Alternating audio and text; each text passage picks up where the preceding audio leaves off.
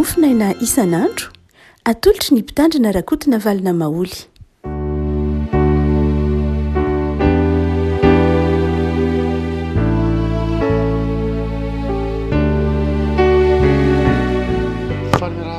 Tsika riavako tratra ty Alakamisy faharoa ny volana Febroary ity ny Mofonaina voalahatra ho antsika anio dia ny filazantsaramasina araka ny Luka toko fahaefatra andininy fahavalo amby telopolo ka hatramin'ny andininy raika amby efapolo. Luka toko fahaefatra andininy fahavalo amby telopolo ka hatramin'ny andininy raika amby efapolo.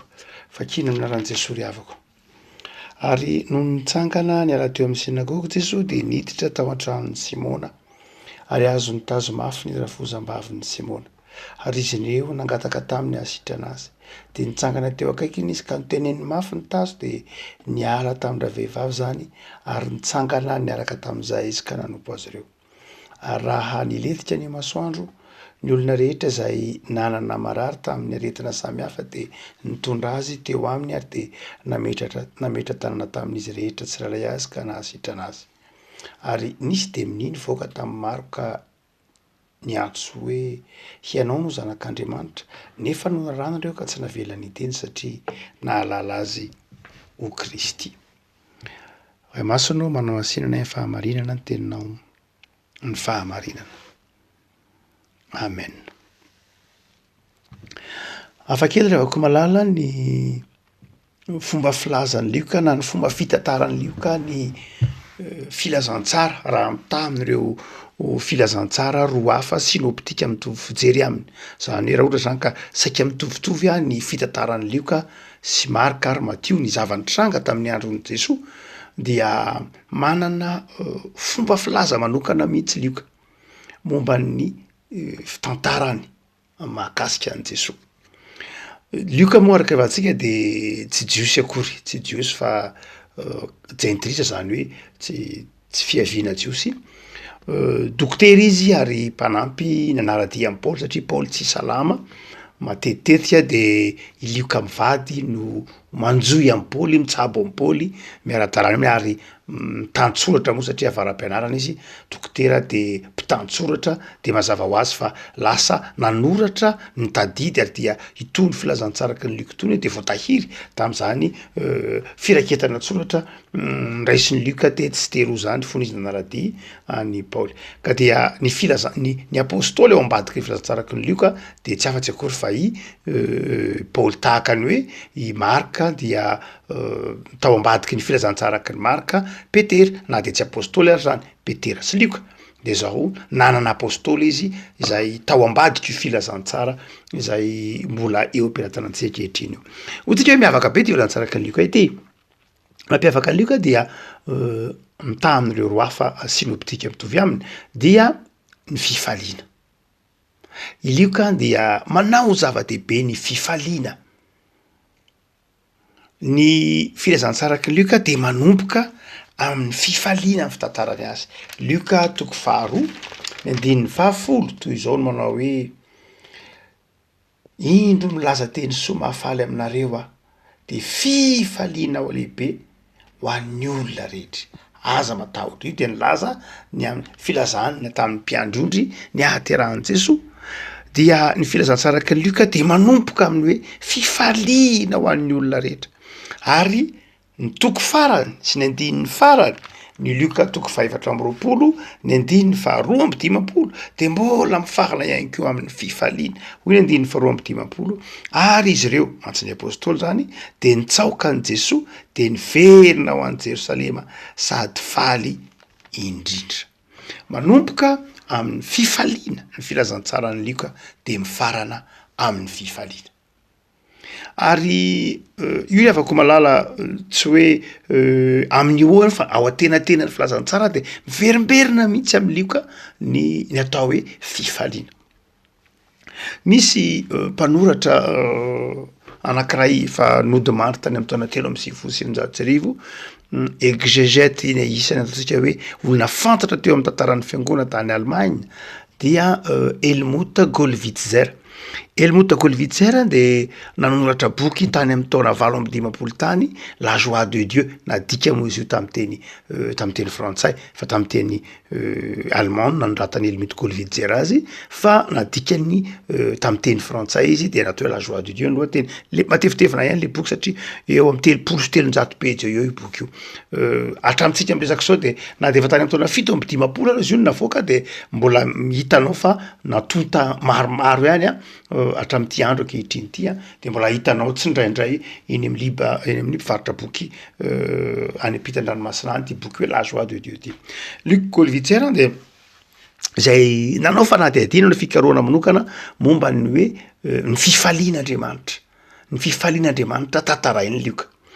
Ity théologiana allemand ty zay mpianatra Karl-Barth, zany nampianarina olona isan'ny ngeza be teo amin'ny théologie protestante. Dia nafantatra ny fanerasera-kaiky tamin'ny pasteur Andriamanjato Richard satria izy dia nampianatra tao Berlin, nampianatra ny théologie tao Berlin zany izy ary izay nifanenany tamin'ny pasteur Andriamanjato Richard raha ny fahafantarako azy dia zareo tao anatin'ny antsoina hoe conférence mondiale momba ny fandriampahalemana de la paix, zany hoe nisy zany fiombonana karazana fisaonandoha lehibe, karazana tambajotra lehibe, karazana filan-kevitra eran-tany momba ny fandriampahalemana dia izay tao anatin'io pasteur Andriamanjato ary tao anatin'io raha teo koa ity théologiana lalaza tamin'ny fotoanandro ty Helmut Kolvitzer izay ny fandraisan'izy ireo de momba ny ataontsika hoe momba ny hery atomika sy ny bomba atomika sy ny tahaka zany.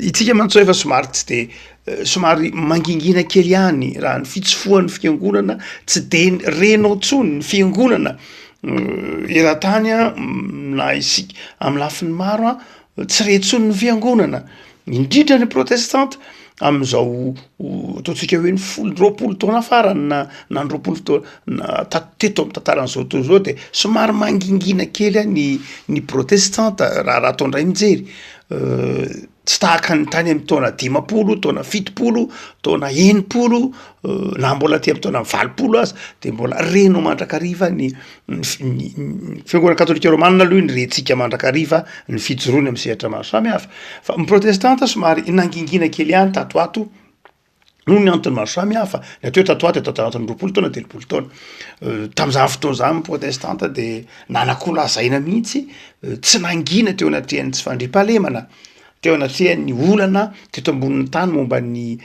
ady, ny bomba atomika, ny sy ny zahara tahaka zany zay ny purany reto ataontsika hoe fampianarana maro samihafa io ny fifalian'Andriamanitra itony.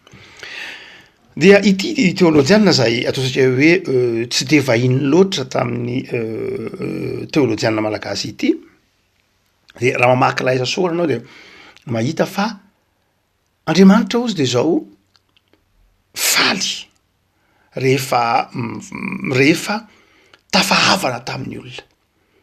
Tsy ny olona ihany ny faly fa Andriamanitra ny tena faly vita fihavanana tamin'ny olombelona. Ary raha mamaky ny filazantsaraky ny Luc ianao de Luc manana voambolana betsaka ilazana ny fifaliana tsy tahaka ny ireo filazantsara telo hafa. Manana voambolana Luc ary ny voambolana Luc de tena fifaliana, misy voambolana anankiray zay tena ny Luc ihany lay atao hoe efraneina. Luc ihany mampiasa ny fifaliana hoe efraneina io. Ny ataony hoe efraneina amin'ny teny grika ampiasain'ny Luc dia le fifaliana amin'ny fiarahana amin'ny sakafo. Mahagaga tsy nampiasan'ny Marka na i Jauna na i Matthieu ity matoateny efraneina ity iny mety tsy de teny hoe mahagaga loatra satria le teny hoe efraneina de lazany hoe fifaliana amin'ny sakafo, fifaliana fahafinaretana amin'ny sakafo mihitsy. Lay Luc 2:40 ny tantaran'ny Lazarosy de hoe le mpanan-karena de nakafita amin'ny sakafo de efraneina ny ampiasan'ny Luc amin'iny. Ny Luc 2:10 koa nefany lay zanak'adala rehefa ny verina tao amin'ny ray aman-dreniny tao amin'ny rainy dia efranenina koa no nampiasain'ny lioka. Zany hoe lioka zany manaiky mampiasa ity fifaliana ity hoe le matoateny ho sady amin'ny lafiny hoe ndraindray misy hoe fahafinaretana amaolombelona fa misy koa nefa tena fahafinaretana amin'ilay mahakristianina. Ny teny lioka tenenina de zao ny fifaliana zany de zava-dehibe ary ny fifaliana amin'ny fiarahana amin'ny sakafo tena tsy mifanohitra mihitsy amin'ny sitrapona amin'ny fifalian'Andriamanitra ny fifalian'ny mpianakavy miara-misakafo. Tsy mifanohitra mihitsy amin'ny fifalian'Andriamanitra ny fifaliana amin'ny fimbondan-databatra amin'ny sakafo. Manana matoateny hafa koa lioka agalianina zay milaza ny fifaliana manokana ho an'ny tsirairay ny matoateny hoe kaherenina. Ny kaherenina hitantsika hoe rehefa niverina ny fitopolona de niverina tamin'ny fifaliana izy. Ny fifaliany Zakaiosy lioka topasebiny folo le hoe tsy maintsy mitoetra ao an-tranon'io Jesosy de nampandrosony Zakaiosy nampandrosony Jesosy tao an-trano Zakaiosy de faly indrindra izy kahirenina ny ampiasain'ny lioka dia tahaka izany koa ny fifaliany Zakaria. Ny fifaliany Zakaria fony tongo jaune ary ny fifaliany reo apôstôly rehefa nitsangana tamin'ny maty Jesosy kahirenina avokoa ny ampiasany rehetra. Lioka ihany manana ny voambolana be de be amin'ny fifaliana io. No io antony io na tonga ity teolojiana ndraisantsika toty hoe Helmut Gollwitzer ny resaka lava momba ny fifaliana. Fa zao rehefa koa malala amin'ity perikopy eto ampilatanantsika ity Jesosy nanasitrana ny rafozam-bavy ny Petera. Niditra tao amin'ny tranony rafozam-bavy ny Petera de nanasitrana azy. Ny tiany lioka tantaraina rehefa koa malala de zao lay Andriamanitra zay tompontsika na lay Jesosy tantarain'ny lioka lay Jesosy atsika de Jesosy mitondra fifaliana ho an'ny olona. Manaisotra zay reto mangeja sy mampitebiteby ary mamatotra ny olona. Jesosy zay tantarain'ny lioka de Jesosy akaiky ny olona. Tsy hoe Jesosy tsy hoe Andriamanitra lavitra be tahaka ny tantarain'ny Auguste Comte ny hoe en métaphysique zavatra tsy hita pesipesennany zany finomy zany tsy zay fa Andriamanitra dia Andriamanitra zay eo akaikin'ny olona. Tsy hoe Andriamanitra ataontsika koa hoe teoria be zany momba an'Andriamanitra na Andriamanitra lavitra ny olona Andriamanitra tahaka ny tantarainao miasan'ny apôstôly fitobiny folo Andriamanitra tany tany Atène ny Andriamanitra tsy takatry ny olona Andriamanitra ilana fahaizana be vao mahatakatra azy Andriamanitra ilana fandalinana lalina vao mahafantatra ny heviny Andriamanitra mila hoe fahaizana mampahalalana avo lenta vao afaka miresaka tsy zay ny Andriamanitra tantarain'ny lioka. Na koa Andriamanitra hoe tompona amina fomba maro isan-karazany hoe misy zavatra maro samihafa atao misy fihetsika maro samihafa atao tsy zay ny Jesosy tantarain'ny lioka. Fa ny Jesosy tantarain'ny lioka de hoe Jesosy eo akaikin'ny olona. Efa noentin'ny Jesosy ho takatritsika lay Andriamanitra lehibe na zao rehetra zao de tonga fantatritsika amin'ny alalan'i Jesosy. Lasa Andriamanitra zay akaiky antsika. Tsy Andriamanitra lavitra be any amin'ny tsy hita-maso any. Andriamanitra ataontsika hoe tsy ananantsika fahafahana mihitsy ny miditra ho aminy, ny miresaka aminy, ny mitaraina aminy, ny mitomany aminy. Fa Andriamanitra tonga nofo tao amin'ny Jesosy. Ka afahantsika miresaka, haitsika ny miresaka aminy isan'andro. Izay ny dikany tantarain'ny lioka ity matao hoe ary nitsangana izy teo akaikiny izy. Teo akaikiny izy ka niteneniny mafy ny tazo. Niditra tao an-tranon'ilay marary izy, nitsangana teo akaikiny izy. Nanakaiky ilay marary Jesosy. Nanakaiky ilay marary izy. Rehefa koa malala zay Andriamanitra izay ny mampiavaka ny Andriamanitra ny kristiana. Tsy misy Andriamanitra tahaka zany. Tsy misy Andriamanitra tahaka zany rehefa koa malala. Andriamanitsy ny Andriamanitra ny Jiosy mantsy na matetika rehefa tenenitsika de ny hoe any Andriamanitra tenenin'ny testamenta taloha de matetika hitatsika ny hoe omniprésent Andriamanitra. Hoe Andriamanitra dia eo amin'ny toerana rehetra. Naiza dia eo amin'ny toerana rehetra Andriamanitra. Marina zany mino zany tsika fa izao ndraindray izay maha hoe eo amin'ny toerana rehetra Andriamanitra de zao mahatonga atsika mietritra manao hoe ahoana moa zany ny atorako amin'Andriamanitra amin'ny toerana rehetra izy ngeza be izy lasa toy ny lavitra indray le hoe amin'ny toerana rehetra satria tsy ahoana moa zany Andriamanitra eto Antananarivo izy zao de any Italia zany zao de any a Sénégal zany zao de any Tuléar zany zao amin'ny toerana rehetra Andriamanitra marina zany saingy zao tiako eto amiko manokana izy satria misy fotoana amin'ny ara-panahy tianao samborona eo akaikinao manokana Andriamanitra hoe tiako eto akaiky eto ianao Andriamanitra tena tiako iresaka amiko eto ianao Andriamanitra ary io anjerevako malalana mahatonga ny olona mora mifikitra amin'ny atao hoe manina moa zany mifikitra amin'ny hoe amin'ny hazo fijaliana amin'ny sarina hazo fijaliana io misy hazo fijaliana de lasa toy ny mifikitra amin'io izy satria tiany ho tsapa eo akaikiny eo le Andriamanitra tiany ho tsapa eo akaikiny eo le Andriamanitra efa manerana n'izao rehetra zao de tiany ho tsapa eo manina moa tsika mifikitra amin'io baiboly io ndray misy olona de tena miondana baiboly mihitsy satria nahoana satria misy zavatra te ofokiriny zay ke mahatonga ny olona mifikitra amin'ny hoe lasa izy mitady chapelet lasa izy mitady himboka manitra ndraindray satria amin'ny lafiny psikolojika zany hoe amin'ny lafiny mahasain'ny olona de te hifikitra te ho hitany misy zavatra tiany ho raisina tiany ho tsapa eo akaikiny eo Andriamanitra tsy voatery hoe mivavaka amin'iny izy akory fa misy famantarana ray tiany olona ho tsapa hoe tiany eo akaikiny eo Andriamanitra zay mahatonga atsika mandray ny fanazana amin'ny tompo ny Eucharistie tiatsika ho tsapatsika eo akaikitsika eo Andriamanitra io ianao Andriamanitra eo akaikiko eo raha ny tena marina nefa le avako malala de zao Andriamanitra efa eo foana Andriamanitra efa eo foana tsy lavitra Andriamanitra zay mahatonga an Jesosy miteny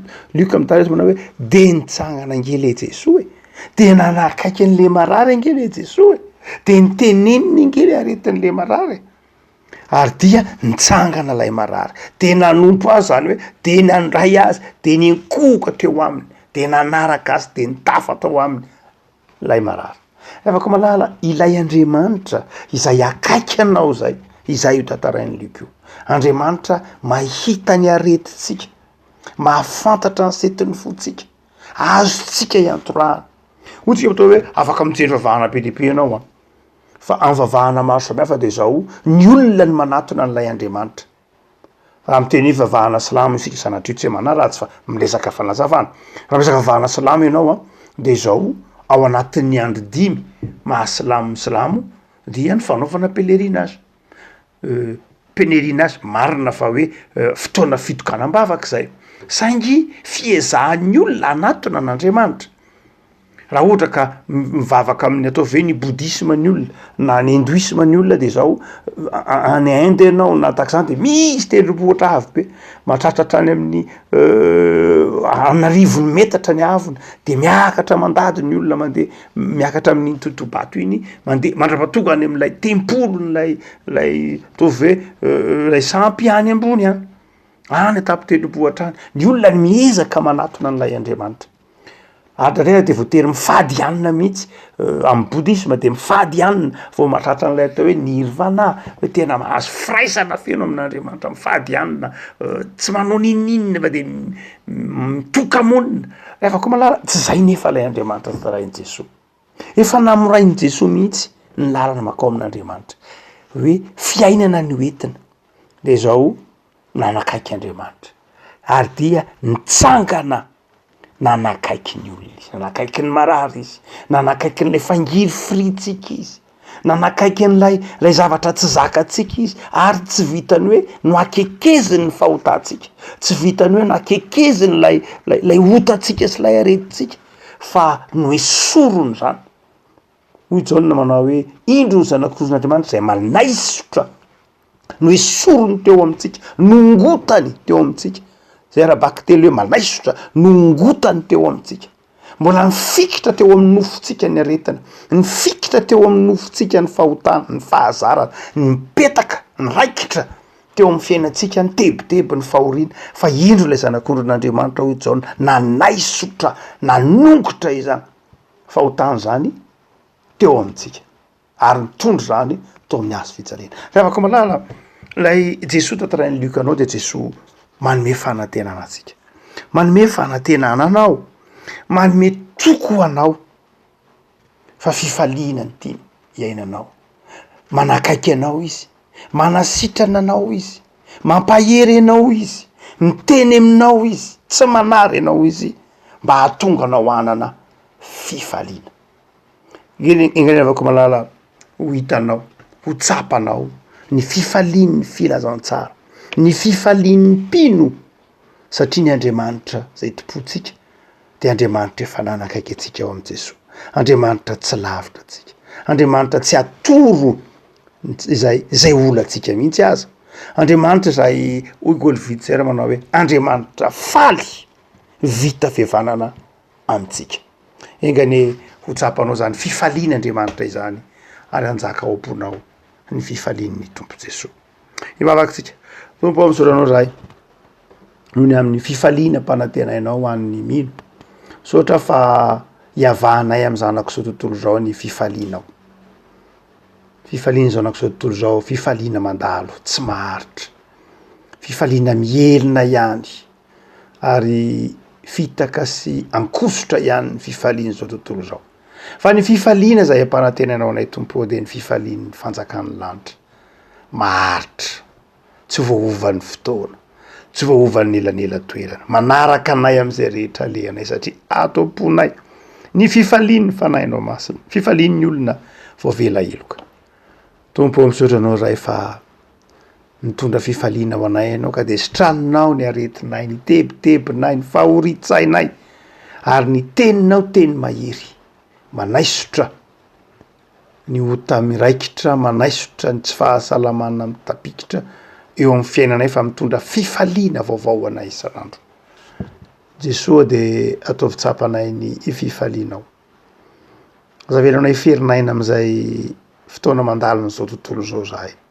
Tao am'izay afanafo amin'ny asa, tao am'izay afanafo amin'ny fanomponanao ary ampahareto am-pitiaponay ny fifaliana, de ny fifaliana maharitra omeny fanahinao masina.